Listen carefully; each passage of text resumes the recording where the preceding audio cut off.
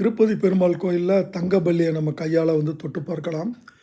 ஸ்ரீ ராமானுஜர் அவர்களை வணங்கலாம். பாஷக்காரர்கள் சன்னதிக்கு முன்னால் நின்று தரிசனம் செய்யலாம். யோக நரசிம்மரை வழிபடலாம். குபேர தூண் இதுதான், இதில் உட்கார்ந்து கும்பிடலாம்.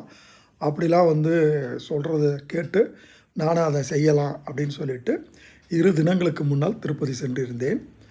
ஆனால் இப்போ என்ன பண்ணிட்டாங்கன்னா, சுற்றி அந்த சேவா வீரர்களை வைத்து கயிறு கட்டி பெருமாளை தரிசனம் செய்கிறவங்க இந்த சன்னிதானங்களுக்கு சென்று வழிபடவோ அல்லது குபேரத்தூண் போன்ற இடங்களில் உட்காரவோ முடியாதபடி கயிறு கட்டி உட்கார விடாமல் தடுத்து கொண்டு இருக்கிறார்கள்.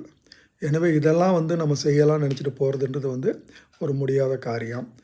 அதே போல் உண்டியல் முதல்ல தரையில் இருக்குங்க, அதை தூக்கி அதுக்கு கீழே ட்ராலி வச்சுட்டாங்க.